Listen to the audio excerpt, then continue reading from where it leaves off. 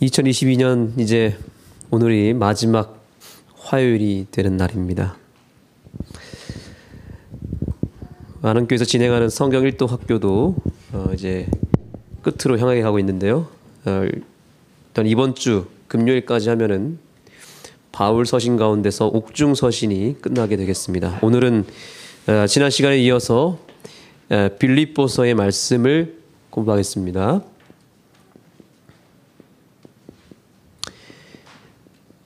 에베소, 빌립보, 골로새 이 세 편지서는 바울이 어디서 쓴 책이죠? 감옥에 갇혀서 쓴 책입니다. 그런데 이 빌립보서의 주제가 뭐냐면 한 단어로 딱 그래서 압축해서 표현하자면 기쁨입니다. 기쁨.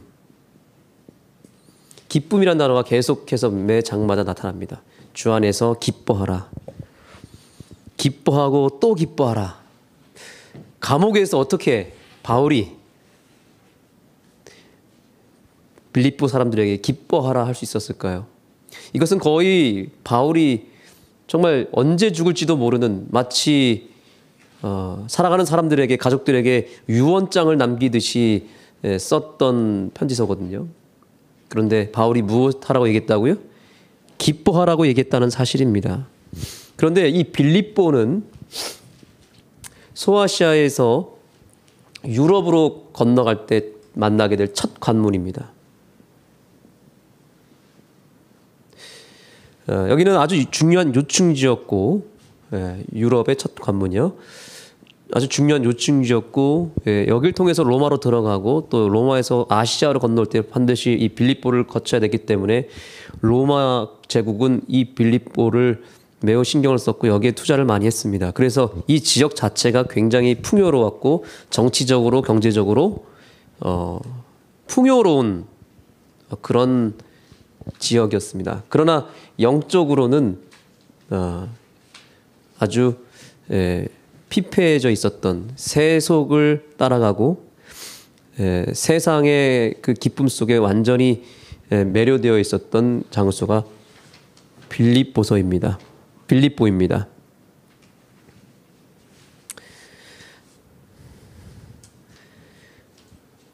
예수님을 믿기가 참 힘든 동네였는데 바울은 너희가 다른 세상에서 기쁨을 찾지 말고 어디에서 찾으라는 겁니까? 예수 안에서 기쁨을 찾아야 된다라고 말하고 있습니다. 빌립보는 또 어디에 나오냐면 사도행전에 보시면 사도행전 바울의 선교 여행 가운데 빌립보 교회, 빌립보 지방에서 바울이 빌립보 지방에 있는 사람들에게 전도하는 내용이 나옵니다. 16장에 나오네요. 이 빌립보에서 누구를 전도하게 되냐면 루디아라는 여인을 전도하게 됩니다. 그래서 여기서 침례를 베풀고 이 빌립보 교회의 초석을 갖게끔 이 루디아를 세우게 됩니다. 또 여기서 어떤 사건이 벌어집니까? 바울과 실라가 갇히게 됩니다. 옥에 갇히게 되면서 여기서 바울은 특별한 사람을 건져냅니다. 그렇죠? 기억나십니까? 바울과 실라가 이 옥에 갇힌 상황에서 찬미하고 무엇했습니까? 기뻐했습니다. 바울은 감옥에서도 또 감옥 밖에서도 항상 기뻐했던 사람이었습니다. 지진이 나고 옥토가 움직였고 메인 것이 벗어졌습니다. 여러분 우리가 있는 그곳에서 기뻐하고 하나님을 찬양할 때 우리의 메인 것이 풀어지고 우리의 갇혀있던 곳에서 자유함을 얻을 수 있는 기적이 일어난다는 사실을 잊지 마시기 바랍니다. 자, 여기서 건져낸 사람이 바로 간수죠. 그죠? 그래서 그 바울과 실라의 그 감옥 속에서의 그 아름다운 신앙의 모습을 통해서 이 관수가 구원을 받게 됩니다. 그래서 바울이 이렇게 바울에게 그렇게 얘기했습니다. 선생들아, 내가 어떻게 하여 구원을 얻으리까 하거늘 가로되 주 예수를 믿으라. 그리하면 너와 내 집이 구원을 얻으리라. 그리고 주의 말씀으로 그 사람과 그 집에 있는 모든 사람을 전했다 그랬습니다. 그래서 저희가 하나님을 믿음으로 크게 기뻐하니라. 진정한 기쁨을 이 간수가 빌립보에 있었던 그 간수가 바울을 통해서 참된 믿음을 얻게 되었죠. 그런데 어떤 학자는 그 간수가 바로 이 빌립보서에 나타나는 에바브로디도 장로일 가능성이 크다라고 얘기를 하고 있습니다. 이것은 근거는 사실 없습니다. 그런데 그럴 가능성이 굉장히 크다라고 말하고 있습니다. 나중에 장로가 되어서 그 간수가 그 교회를 지키는 사람. 나중에는 바울이 다시 이제 이 빌립보서를 썼던 당시에 로마에서 옥바라지를 자청해서 이 옥에 갇힌 이 바울을 도와서 협력하고 바울을 돌봐주고 바울과 긴밀하게 연락을 했던 에바브로디도, 바로 이 사람이 그 사도행전 16장에 나타난 그 사람이지 않았을까. 가능성이 있습니다. 그래서 감옥에 대한 환경과 시스템을 누구보다도 더 잘 알지 않았겠습니까? 그렇기 때문에 로마에 갇혀 있었던 바울을 얼마든지 도울 수 있었던 사람이었다, 이렇게 추정하고 있는 것이고, 이 에바브로디도에게 바울이 이제는 나는 괜찮으니까 너는 빌립보로 돌아가서 빌립보 사람들에게 나의 복음을 나눠줘라 해서 빌립보서를 그때 전달해 준 것입니다. 그리고 에바브로디도가 빌립보에 와서 그 교회 사람들에게 바울의 유언과 같은 말씀을 전해 준 것입니다. 근데 그 핵심이 뭐라고요? 기뻐하라. 주 안에서 기뻐하라. 어떠한 고통 속에서도 기뻐할 수 있다. 그 비결을 이제 1장부터 4장까지 설명하고 있는 것입니다. 간단하게 그 내용의 핵심을 살펴보면, 자, 1장은 삶 자체, 생애에 대한 기쁨입니다. 생애의 기쁨. 이것은 그리스도 안에서 얻는 기쁨, 내가 예수 안에서 살고 예수 안에서 죽는 그 삶 자체가 기쁨이다.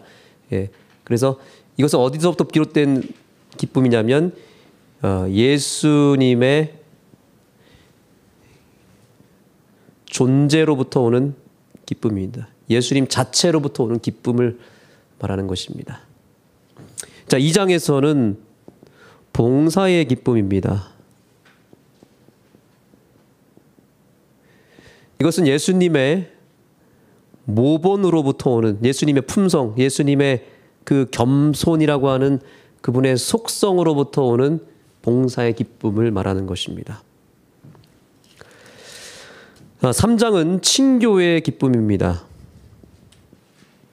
다른 말로 관계의 기쁨입니다. 여러분, 아무리 삶이 풍요로워도 관계가 틀어지면 기쁨이 사라지잖아요. 그렇죠? 그러나 삶이 좀 부족함이 많고 뭔가 여러 고난이 있다 할지라도 하나님과의 관계가 좋고 사람과의 관계만 괜찮으면 기쁨이 있겠습니까? 얼마든지 기쁨이 있죠. 그래서 하나님과의 관계에서 오는 기쁨이고, 특별히 여기서는 예수 그리스도의 목표, 우리를 향하신 하나님 예수님의 목표로부터 오는 기쁨입니다. 마지막 상급의 기쁨입니다. 뭐니 해도 우리는 상을 받을 때, 그죠? 상을 받을 때 기뻐할 수 있습니다. 이것은 예수님의 힘으로부터 오는 기쁨입니다. 이렇게 빌립보서는 정리할 수 있겠습니다.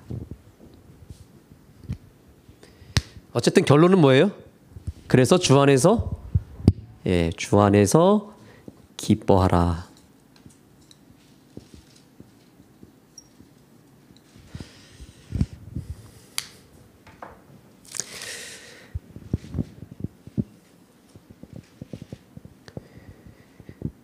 1장 이제 본문의 말씀에서 1장부터 보면서 한번 살펴보겠습니다. 1장 5절입니다. 네, 4절. 간구할 때마다 너희 무리를 위하여 기쁨으로 항상 간구함은 첫날부터 이제까지 복음에서 너희가 교제함을 인함이라. 그 다음 6절 다 같이 읽겠습니다. 시작. 너희 속에 착한 일을 시작하신 이가 그리스도 예수의 날까지 이루실 줄을 우리가 확신하노라. 예, 우리 속에서 늘 착한 일을 시작하시는 예수 그리스도로 인해서 그가 기뻐한다. 언제까지요? 예수 그리스도의 날까지, 재림하시는 그날까지. 그래서 바울이 이런 위대한 고백을 합니다. 1장 18절. 그러면 무엇이뇨? 외모로 하나 참으로 하나 무슨 방도로 하든지 따라해 보겠습니다. 전파되는 것은 그리스도니 이로써 내가 기뻐하고 또 기뻐하리라. 네. 바울은 정말 예수 그리스도에 완전히 미쳐버린 사람 같아요. 그렇죠? 그러니까 감옥에 있든지 무엇을 하든지 어떤 방도로 하든지 외모로 하나 또 참으로 하나 무엇으로 하든지 전파되는 것은 누구밖에 없다는 거예요? 예수 그리스도밖에 없다. 완전히 그 안에 예수 그리스도로 꽉 차버렸기 때문에 누르기만 하면 찌르기만 하면 뭐가 나오는 거예요? 예수님이 나올 수밖에 없기 때문에 자기는 감옥에서도 예수 그리스도를 전파할 수 있는 그런 존재 자체가 예수 그리스도 그분 몸이 되어버린 것이죠. 우리 다가온 2023년에 우리 바울의 이러한 삶 자체가 예수가 되어서 우리가 무슨 방도로 하든지 농사를 하든지 밥을 먹든지 어디서 무엇을 하든지 어떤 말을 하든지 우리의 삶을 통해서 전파되는 것은 오직 예수 그리스도 그분 한 분만 되기를 간절히 소망합니다. 그래서 바울은 기뻐했다는 거예요. 내가 내 삶을 통해서 누가 전파되는 거예요? 예수 그리스도가 계속 흘러나오고 전파되기 때문에 나는 기뻐하고 또 기뻐한다. 죽으면서도 나는 기뻐할 수 있다. 그래서 20절에 보면 또 이렇게 얘기합니다. 나의 간절한 기대와 소망을 따라 아무 일에든지 부끄럽지 아니하고 오직 전과 같이 이제도 온전히 담대하여 살든지 죽든지 내 몸에서 그리스도가 존귀되게 하려 함이니. 21절 다 같이 읽겠습니다. 시작. 이는 내게 사는 것이 그리스도니 죽는 것도 유익함이니라. 아멘. 예수 그리스도의 존재 자체가 그의 기쁨이었고 삶의 유일한 삶의 이유였고 목적이었기 때문에 그래서 내게 사는 것이 내가 아니라 이젠 그리스도기 때문에 죽는 것도 두려워할 것이 아니라 오히려 유익이다. 세상이 감당할 수 없는 사단이 조금 더 건들 수 없는 존재가 되어버린 것이죠. 우리가 이러한 믿음으로 살아야 되지 않겠습니까? 예, 이러한 기쁨, 예수 그리스도 그 존재 자체로부터 오는 그 어마어마한 기쁨으로 인해서 우리의 마음이 차고 넘치게 되기를 간절히 소망합니다. 2장으로 넘어가 볼까요, 이제? 자, 우리가 예수님을 통해서 얻는 기쁨이 계속해서 있는 거예요. 자, 어떤 기쁨이냐면 예수님이 그 안에 있으면 봉사의 기쁨 가운데 살아갈 수 있습니다. 그래서 여기 2장의 핵심이 뭐냐면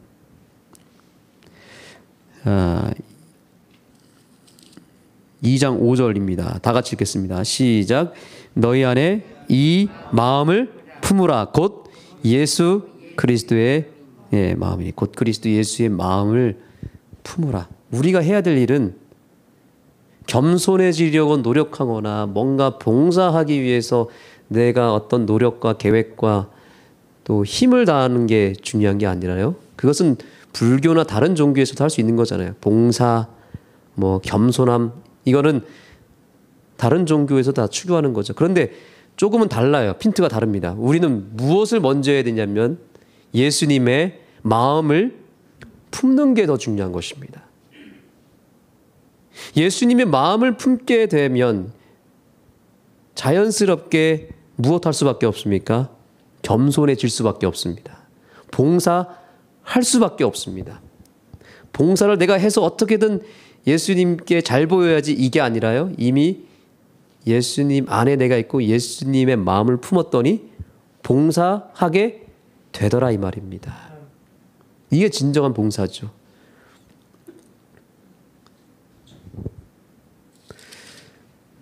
아무 일이든지 다툼이나 허영으로 하지 말고 오직 어떤 마음이래요? 겸손한 마음. 이 겸손한 마음은 내게 있는 마음이 아니에요. 예수님의 마음을 말하는 겁니다. 예수님의 마음이 있어야 다투지도 않게 되어 있고요. 허영으로 하지도 않게 되어 있습니다. 겸손한 마음으로 각각 자기보다 또한 어떻게 하라고? 남을 낮게 여기라. 이 말은 남을 더 높여주라 이 말이죠. 세워주라는 말이죠. 이거 우리의 힘으로 할 수 있습니까? 절대로 못합니다. 우리는 남을 더 나보다 낮게 여기는 건 잘하지만 나보다 남을 높이는 거 이건 쉬운 일이 아닙니다. 그러나 예수님의 마음을 품으면 이렇게 될 수밖에 없다는 거죠. 왜 그럴까요? 왜 그럴까요? 이미 1장에 그 답이 있습니다. 우리는 예수님을 소유하게 될 때 무엇을 얻게 되냐면 세상의 모든 것을 얻게 되는 것입니다. 다 가진 존재가 되었어요. 마음에 뭐가 생길까요? 여유가 생기게 됩니다. 세상에 미련을 두지 않게 됩니다. 자연스럽게 겸손해질 수밖에 없어요. 왜냐하면 세상에 별로 미련이 없어요. 욕심이 없어요. 네. 낮아지는 게 훨씬 쉬운 것입니다. 이게 좀 역설입니다. 그렇죠? 그런데 예수님의 마음이 우리에게 없으면, 즉 예수님으로 채워지지 않으면 왜 교만해질까요? 우리의 마음이 이제 세상의 것으로 채워져야 되기 때문에 욕심이 생기고 명예욕도 생기고 높아지려고 하고 돈도 많이 벌어야 되고 이제 계속 내 것을 채워야 되고 내가 스스로 뭔가를 내 마음의 만족을 위해서 채우는 일을 해야 되다 보니까 자존심도 생기게 되고 그래서 자연스럽게 교만해지게 되는 거죠. 교만은 그 결과일 뿐입니다. 예수의 마음이 없기 때문에.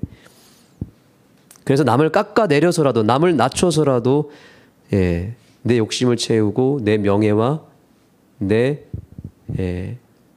어떤 필요를 쟁취하려고 한다는 거죠. 그러나 예수님의 마음이 딱 들어가 버리면 그런 모든 내가 붙잡았던 것들이 내려놓게 돼버리는 겁니다. 그래서 교회 생활하면서 저는 그런 일들을 종종 보게 됩니다. 교회 안에서도 예수님이 없으면 자존심을 건들게 되면은 거기에 민감한 경우들이 있습니다. 그래서 어떤 헌금 명단에 제가 그런 일이 있었습니다. 주보를 제가 전도사 때 작성을 하는데 제 실수긴 하죠.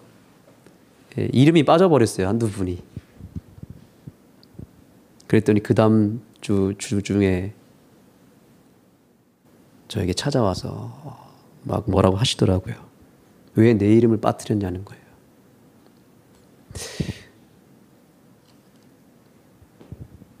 그것이 과연 이거 하나님께 드리는 거잖아요. 그렇죠?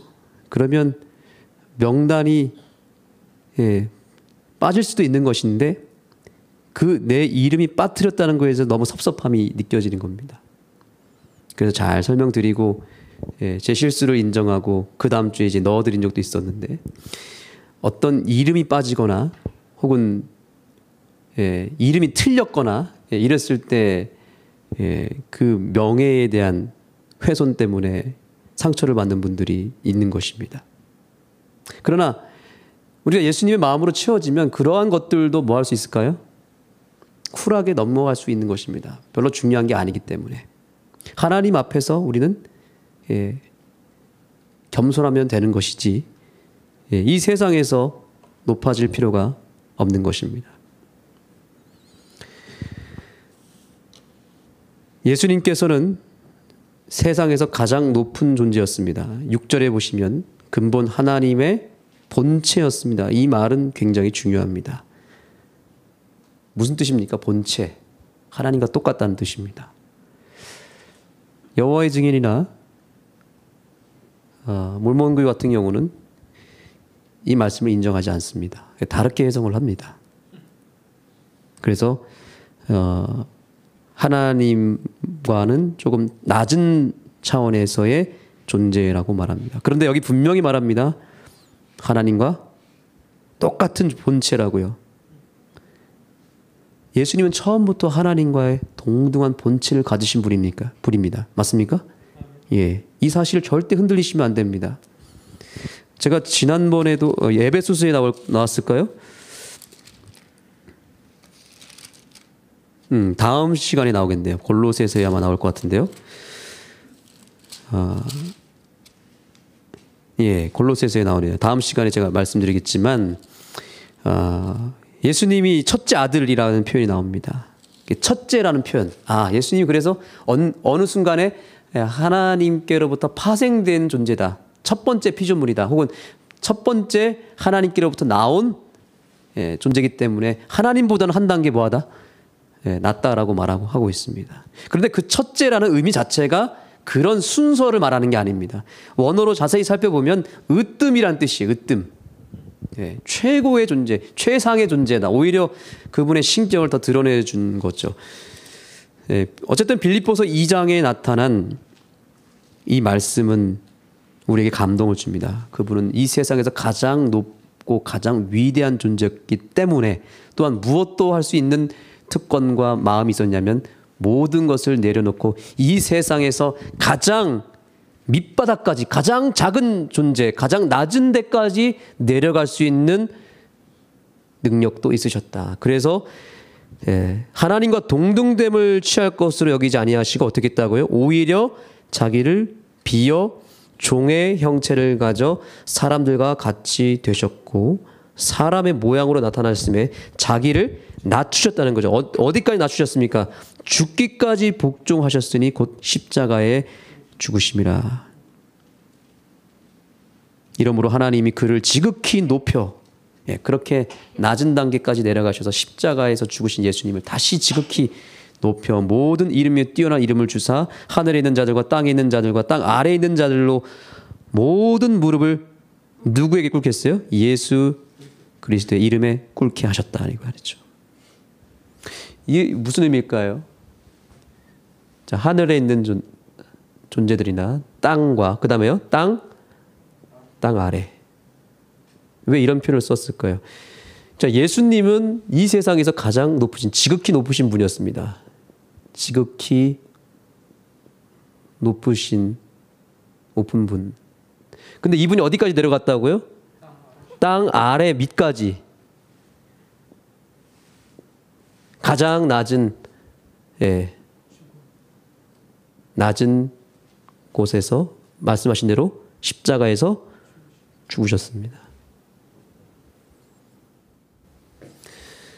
그래서 우리는 지금 어디 안에 있냐면 우리가 아무리 낮아지고 아무리 작아지고 아무리 우리가 비참해져도 누구보다는 낮아질 수 없을까요? 예수님보다 더 밑으로 내려갈 수가 없습니다. 왜냐하면 예수님이 가장 밑으로 내려가셨기 때문에 예수님보다는 항상 뭐예요?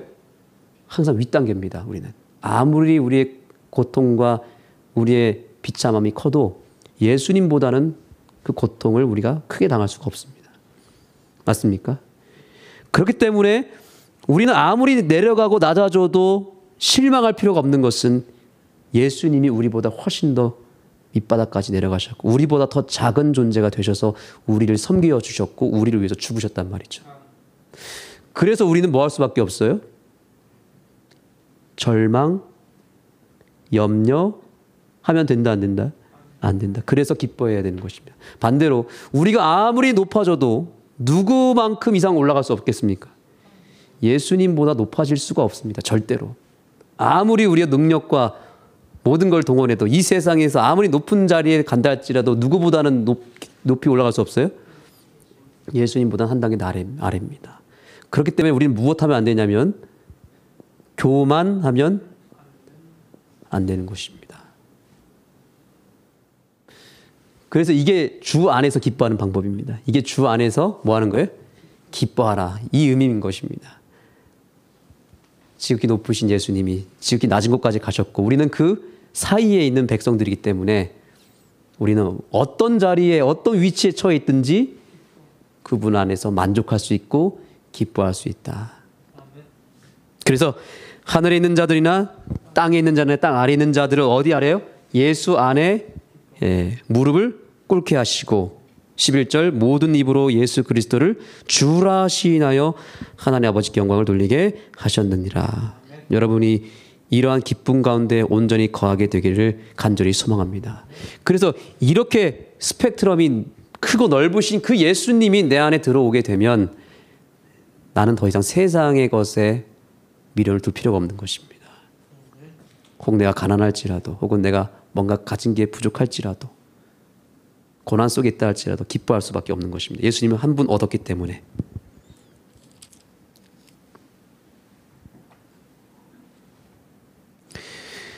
네, 3장으로 가겠습니다. 3장에서는 좀 특별한 이슈가 있었습니다.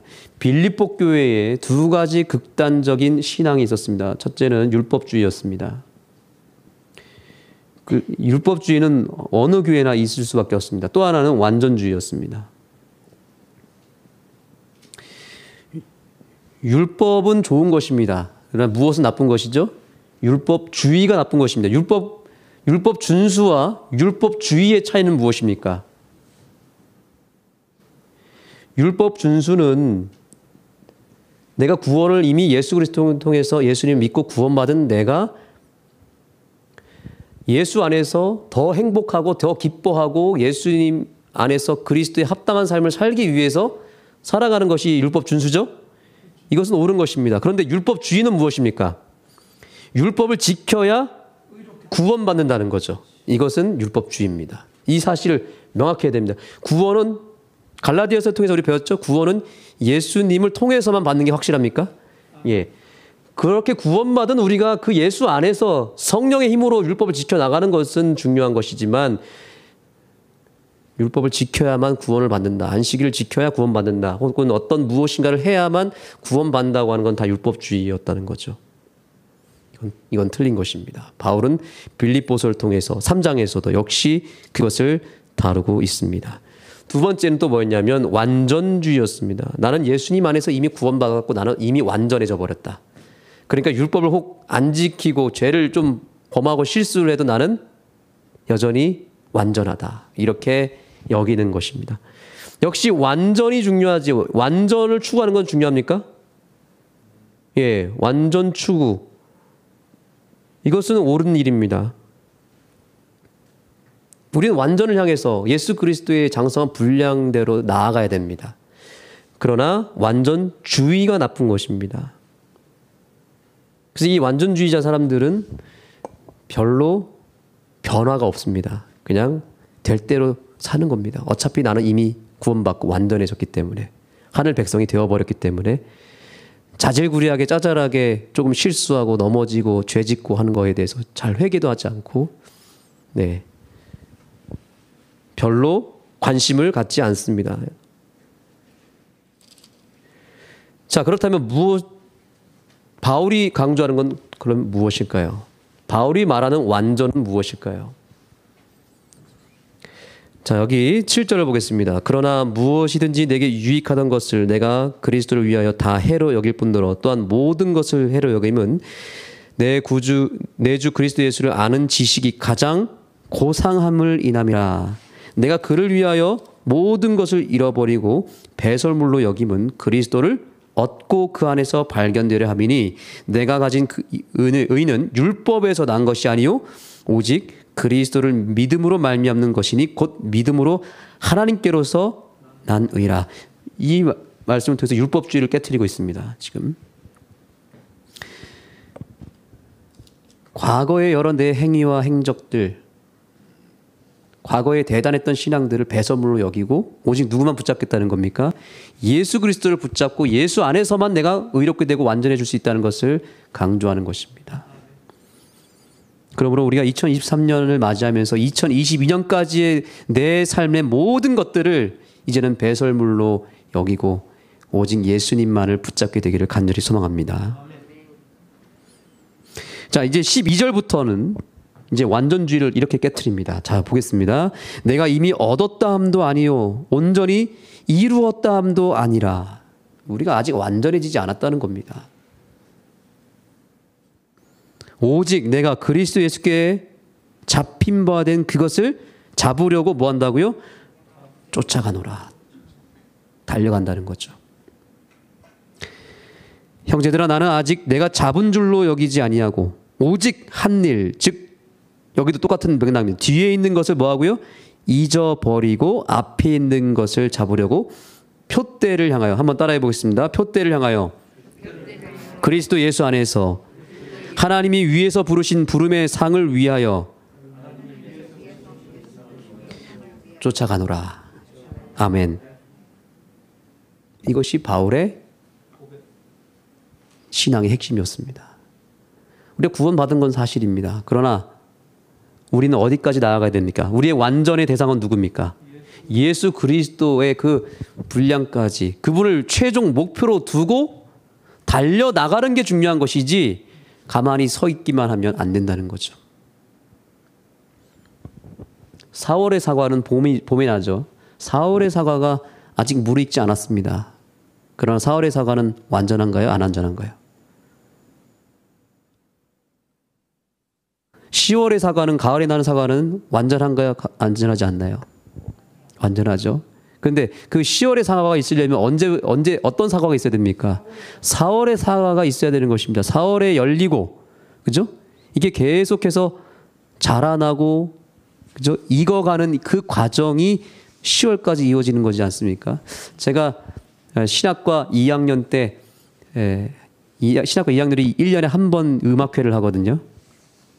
학과생들, 다른 학과생들을 다 불러 모아놓고, 음악회를 하는데 그 음악회 저희 총 타이틀이 뭐였냐면 10월의 사과였습니다. 10월의 사과.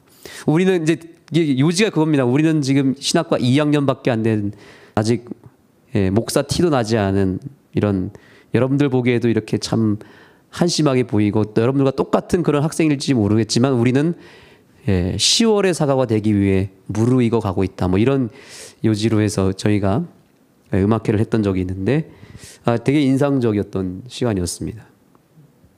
우리가 지난주에 여기서 침례를 받은 기환이나 동열이와 민정이가 우리들 눈에 봤을 땐 여전히 어린 아이고 여전히 부족합니다. 그런데 이 아이들은 지금 어떤 단계입니까? 이제 막 심었습니다. 심었기 때문에 아직 무르익지는 않았지만 어디로 나아가고 있습니까? 완전을 향해서 나아가고 있기 때문에 하나님은 그러한 민정이와 기환이와 동열이와 같이 씨앗을 심고 열매를 막 내기 시작한 그 영혼도 무엇하게 봐주신다? 완전하게 봐주신다는 사실이죠. 저와 여러분을 바라보시는 하나님의 시선도 마찬가지입니다. 주님의 시선 속에선, 주 안에서는 저와 여러분이 완전하다는 사실입니다. 이미 우리의 시민권은 하늘에 있고, 여기 17절 이후에 나옵니다. 우리의 시민권은 어디에 있다고요?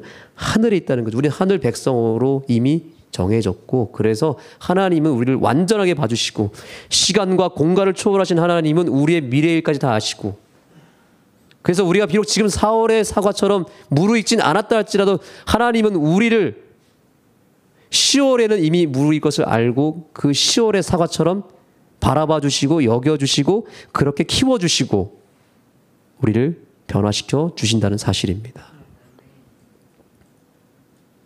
한번 따라해 보겠습니다. 머물지 말고 변화되라. 하나님이 원하시는 것은 조금씩이라도 변화되고 있는가, 머물고 있는가, 이게 중요한 거죠. 그 사람이 완전하냐 완전하지 않냐 이걸 보는 게 아니고 그 예수님의 최종 목표를 향해서, 표대를 향해서 한 걸음이라도, 단 1mm라도 나아갔느냐 아니면 후퇴했느냐, 이걸 보시는 거죠. 변화되고 있으면 완전한 거예요. 조금이라도 전진하고 조금이라도 어제보다 오늘 내가 더 예수님과 가깝고 더 닮아가는 삶을 살고 있으면 주님 안에서 완전한 것입니다. 그래서 바울은 아직 얻었다함도 아니요 온전히 이루었다함도 한 것은 아니지만 내가 예수 그리스도에게 잡힌 바 그것을 잡으려고 쫓아간다. 표대를 향해서 내가 나아간다.